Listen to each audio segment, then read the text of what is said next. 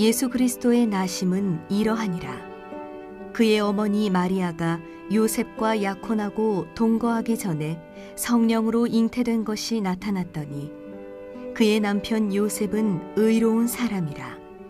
그를 드러내지 아니하고 가만히 끊고자 하여 이 일을 생각할 때에 주의 사자가 현몽하여 이르되, 다윗의 자손 요셉아, 네 아내 마리아 데려오기를 무서워하지 말라. 그에게 잉태된 자는 성령으로 된 것이라. 아들을 낳으리니 이름을 예수라 하라. 이는 그가 자기 백성을 그들의 죄에서 구원할 자이심이라 하니라. 이 모든 일이 된 것은 주께서 선지자로 하신 말씀을 이루려 하심이니 이르시되, 보라, 처녀가 잉태하여 아들을 낳을 것이요 그의 이름은 임마누엘이라 하리라 하셨으니, 이를 번역한즉 하나님이 우리와 함께 계시다 함이라. 요셉이 잠에서 깨어 일어나 주의 사자의 분부대로 행하여 그의 아내를 데려왔으나 아들을 낳기까지 동침하지 아니하더니 나음에 이름을 예수라 하니라. 오늘은 우리 꿈꾸는 자 요셉이라는 제목으로 함께 말씀을 나누려고 합니다.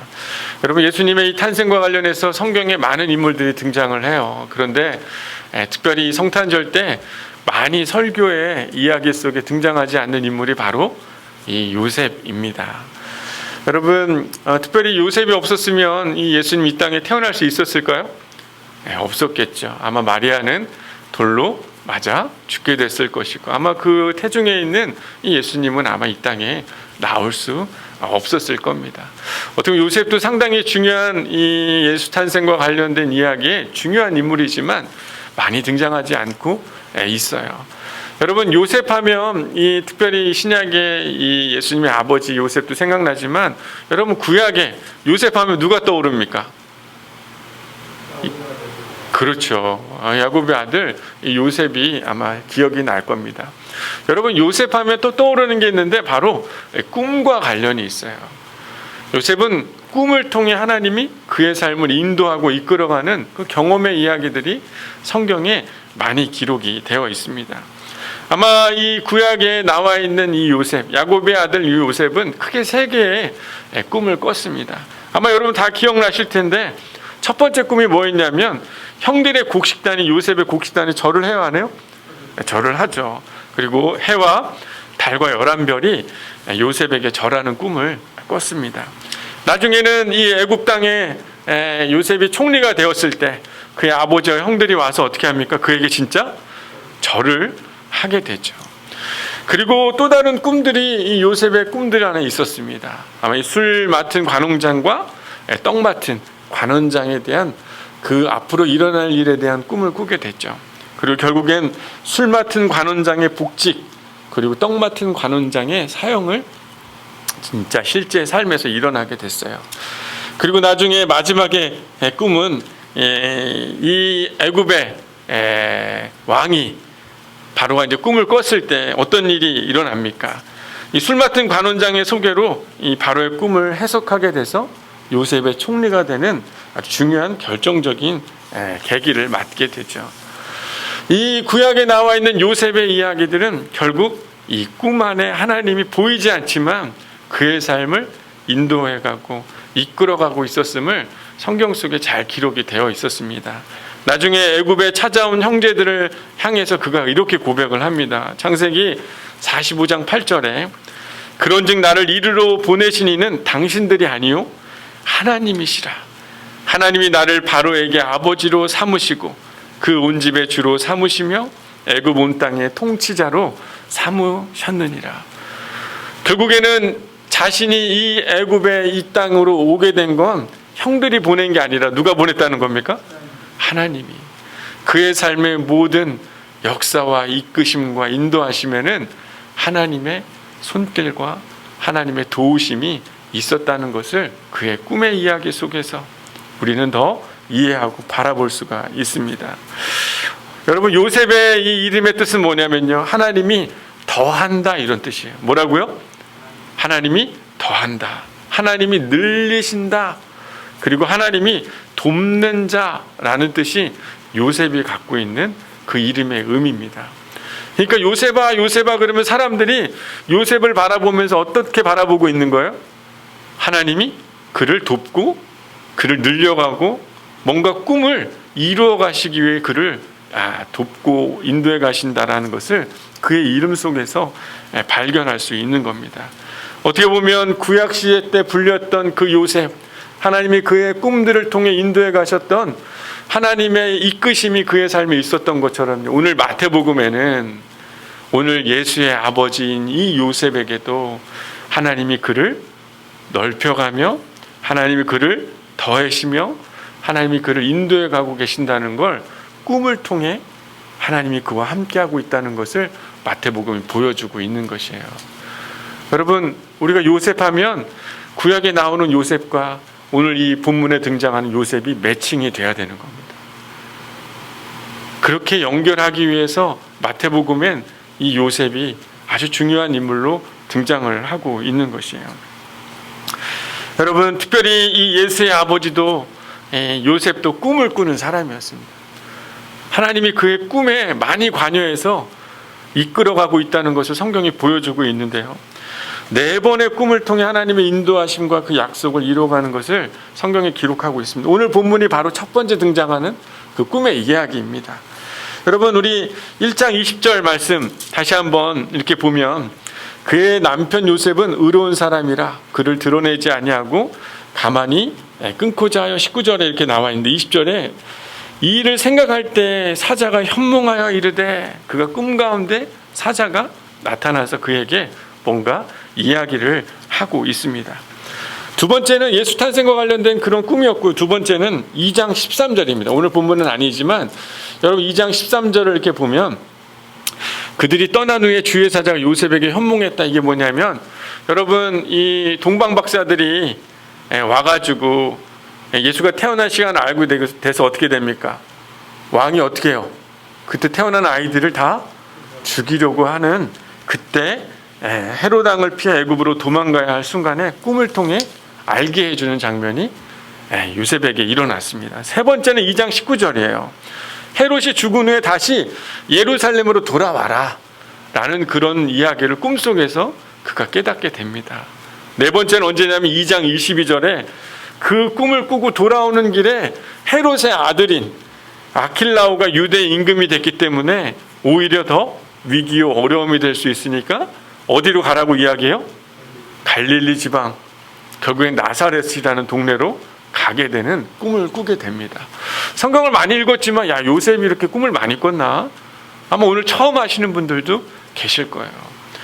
여러분 이 꿈은요 자신이 꾸고 싶어서 꾼 게 아니라 하나님의 계획이 그 가운데 있었다는 것을 성경에서 보여주고 있는 거예요. 구약에 나오는 요셉이 꿈을 통해 하나님이 이끌어가고 있다는 것을 읽는 사람이 알 수 있듯이 오늘 이 마태복음에 나오는 요셉의 꿈을 통해서도 하나님이 그에게 꿈을 주셨구나. 그의 삶을 넓혀가기 위해 하나님의 꿈을 그에게 보여주셨구나라는 걸 우리는 깨닫게 됩니다. 그런데 여러분 이 요셉이 꾼 꿈이 메시아에 대한 꿈이었어요. 오래전부터 약속돼 있었던 그 이야기를 가르쳐주고 있는 그런 꿈이었습니다. 다시 우리 1장 21절 한번 다시 되돌아가 보면요. 어떤 이야기가 있냐면 그 꿈에 꾸게 된 이유가 나와 있어요. 그가 자기 백성을 그의 죄에서 구원할 자이심이라 하니라. 그 꿈을 꾸게 한 이유는 그가 그들의 죄에서 자기 백성을 구원할 자라는 걸 알려주기 위해서 꿈을 보여준 겁니다. 2장 15절에 보면 헤롯이 죽기까지 거기 있었으니 이는 주께서 선지자를 통해 말씀하신 바 애굽으로부터 내 아들을 불렀다 함을 이루려 하기 위함이다. 세 번째 2장 17절에 보면 이스라엘로 다시 되돌아오는 것이 이미 이에 선지자 예레미야를 통하여 말씀하신 바 그 일이 이루어지기 위함이었다라고 얘기하고요.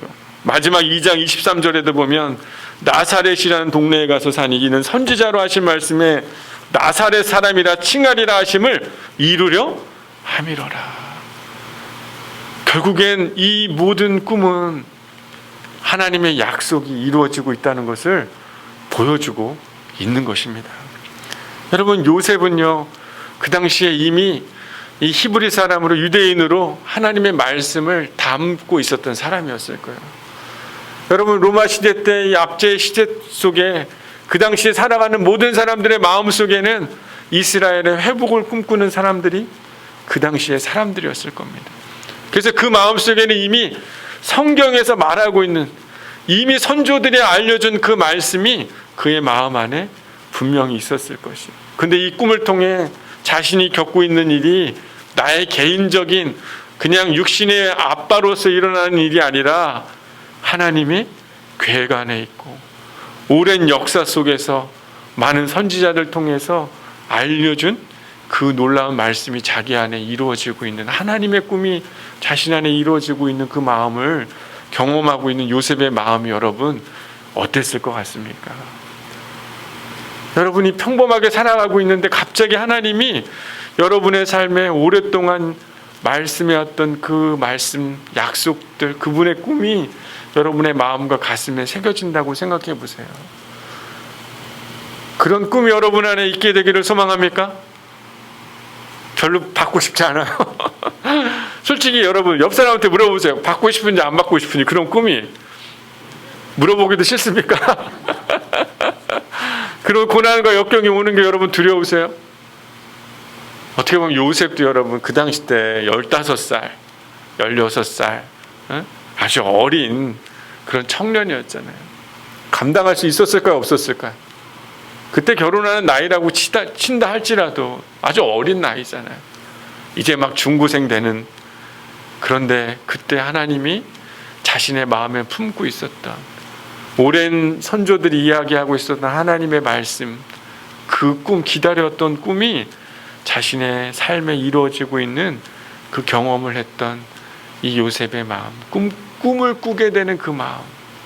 평범한 사람이었는데 하나님의 꿈을 꾸게 된 그 요셉의 삶의 변화, 여러분 어땠을 것 같습니까?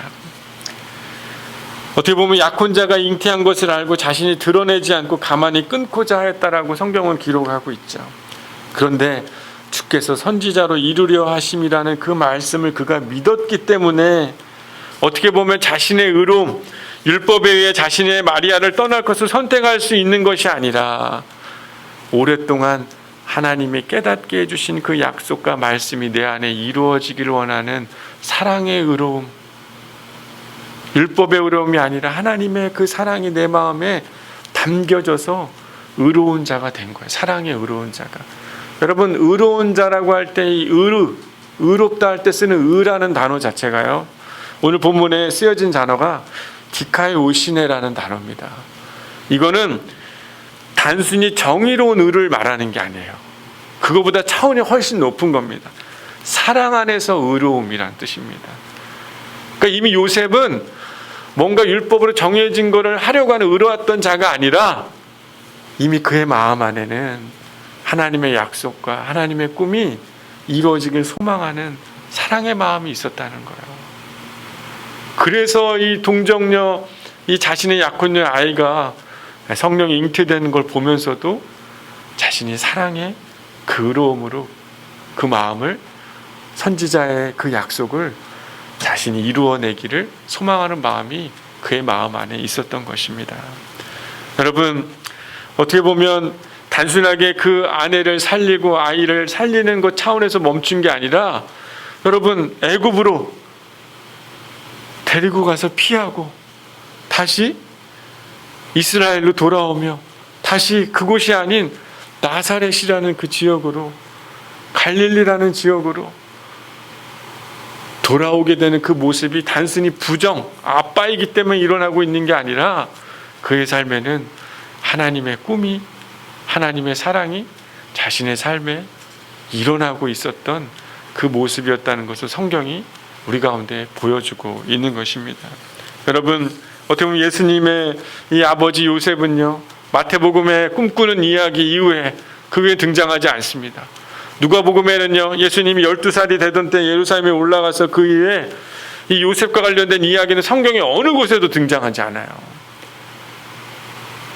어느 곳에서도 등장하죠. 근데 예수님의 어머니 마리아는 어때요? 예수님이 죽고 부활하고 그 이후의 이야기에도 성경에 계속 등장하고 있지만 많은 사람들의 모습 속에서는 이 요셉의 이야기는 잘 기억하지 않고 있습니다. 하지만 그의 마음에는요, 어느 누구보다 오랜 하나님의 말씀이 그의 삶에 이루어지고 꿈꿔보지 못한 하나님의 꿈이 그의 삶에 일어나는 경험들을 그가 했다는 것을 보게 돼요. 아주 평범한 사람이었습니다. 하나님의 뜻을 이루어내는 제사장이나 왕이나 그런 선지자가 아니었어요. 요셉은 그냥 동네에 아주 그냥 별 볼 일 없는, 그냥 하나님의 도우심이 나에게 있다라고 믿고 살아가고 있는 평범한 한 남자아이였습니다. 하지만 하나님이 그에게 꿈을 꾸게 해주시고 하나님의 뜻이 자신의 오랜 기다림 속에 이 땅 가운데 이루어지기를 소망하며 그 일을 이루어내는데 자신의 힘을 다해 무엇인가 짧은 기간이지만, 성경에 그의 이야기는 다 등장하지 않지만 보여지는 이야기 속에서는 최선을 다하고 있는 그의 모습을 우리는 꼭 기억해야 합니다. 여러분, 참 재미난 건요, 그 당시 때 여러분들의 자녀들의 이름은 누가 지어줬습니까? 대부분 아빠가 지어주기도 하고 할아버지가 지어주기도 하죠. 유대인들에게 있어서는요, 아들의 이름을 지어줄 수 있는 특별한 권한이 있는 사람이 있는데 바로 누구냐면 아버지예요. 아버지. 여러분, 이 요셉이 이 예수의 이름을 지을 수 있는 권한이 있습니다. 그런데 자신이 그 이름을 짓질 못해요. 그 특권조차도 다 내려놓습니다. 하나님의 그 말씀, 이 세상을 죄로부터 있는 이 백성들을 구원할 자, 그 이름을 예수라 하라 라는 하나님의 말씀이 그의 삶에 심겨졌기 때문에 자신의 권리와 고난도 다 내려놓고 하나님의 뜻을 그의 삶에 이루어내는 그런 모습 또한 요셉의 모습에서 보게 됩니다. 여러분, 뭔가 요즘에 이렇게 코로나 때문에 참 예배드리는 상황이 참 어렵죠. 저는 올해 그런 마음이 참 많이 들었어요. 맨 처음에 되게 어려운 순간이구나라고 생각을 했습니다, 저는. 그런데 정말 예수님이 드러나는, 참 예수님을 진짜 이해하는 옥석과 같은 자들이 발견되는 그런 한 해였구나, 이런 생각이 많이 들었어요. 제가 이렇게 교회 트리를 하면서 많은 분들이 저한테 이런 얘기를 해요. 목사님, 왜 우리 교회는 이렇게 조그매요, 트리가? 별 볼 일이 없어 보이고 뭔가 화려했으면 좋겠고 성탄절에 막 그런 밝은 분위기가 있으면 좋겠다고 하는데, 저한테 그런 얘기를 가끔 하시는 분들이 있었습니다. 근데 제 마음속에는 항상 어떤 마음이 들었냐면, 화려함보다는 우리의 마음속에 정말 작은 하나님을 향한 마음만 있어도 이 성탄절에 대한 의미가 진정한 의미가 아닐까, 이런 생각이 제 마음속에 항상 있었던 것 같아요. 근데 이번 특별히 이 코로나로 인해서 2020년 대림절은요, 유독 차갑고 유독 예수님을 기다리는 사람이 없는 것 같이 느껴지고, 유독 오랫동안 우리 가운데 말씀하신 그분이 다시 이 땅 가운데 오실 거라는 그 약속과 말씀이 잘 들려지지 않는 한 해인 것 같았어요.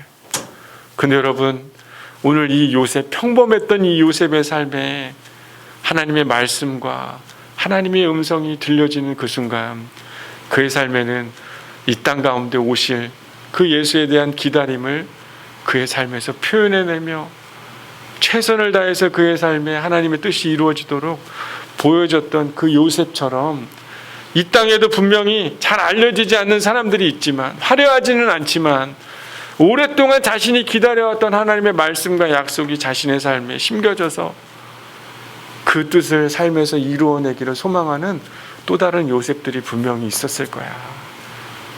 그리고 사람들한테는 잊혀졌겠지.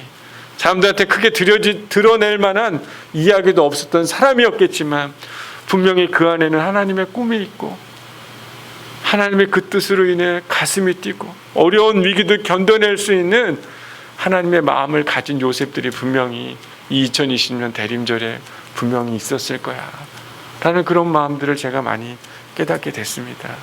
사랑하는 여러분, 저희는 별 볼 일 없는 평범한 사람들이죠. 옆 사람 한번 보세요. 별 볼 일 있나 없나? 맞습니까? 다 별볼일 있고 좋은 분들이시죠. 하지만 정말 주님의 말씀과 약속이 마음에 심겨져서 그 꿈이 내 삶의 소망이 되고 힘이 되어서 그것을 이루어내기를 삶에서 살아가고 있는 사람들의 모습이 바로 저와 여러분이 되기를 소망해요. 여러분, 예수님의 아버지인 요셉은 결국에 자신의 모든 권리를 포기하고 스스로 낮아져서 마리아를 데려오고 자신이 원하는 아들의 이름을 지어주기보다는 하나님의 약속을 이루어내며 예수의 그 메시아 이름을 선택했고, 자신이 원하는 삶이 아니지만 하나님이 원하시는 인도하시는 삶을 살아가는 것을 위해 자신 스스로 하나님의 뜻과 이끄심을 따라 살았던 요셉의 모습이 어쩌면 이 시대에 또 다른 그런 하나님을 기다리고 있고 그의 말씀이 찾아왔을 때 그렇게 반응할 수 있는 사람들을 하나님은 지금도 찾으시는 줄 여러분 믿으시기를 바랍니다. 여러분, 예수님이 언제 오실까요? 많은 사람들이 예수님이 오는 건 뭔가 시간이 되고 때가 되면 올 거라고 생각해요.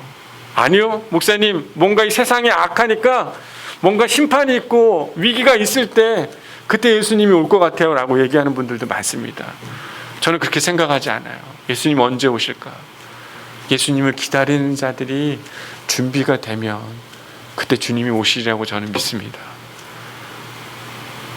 예수님의 마음과 꿈, 하나님이 이 땅에 보여주신 그 꿈이 내 마음속에 나도 그 꿈을 꾸며 주님이 오시는 그날까지 내가 할 수 있는 삶의 자리에서 최선을 다하고 있는 자들이 이 땅 가운데 있는 것을 주님이 아시면 그때 주님이 다시 오셔서 이 땅 가운데 온 인류를 구원하신 그 예수 그리스도의 놀라운 사랑이 이 땅 가운데 분명하게 드러나는 은혜들이 있게 되지 않겠습니까? 여러분, 남은 대림절 기간 동안요, 주님의 말씀과 약속, 여러분의 마음속에 오랜 자리 잡고 있었던 것이지만 진짜 여러분에게 찾아와서 그 약속이 여러분의 마음에 깊이 새겨지고 그 말씀이 여러분의 꿈이 되어서 여러분의 그 꿈을 삶에서 어떤 모습이로든지 여러분의 가정에서 부모님으로서, 아내로서, 남편으로서, 자녀로서의 어떤 모습이든지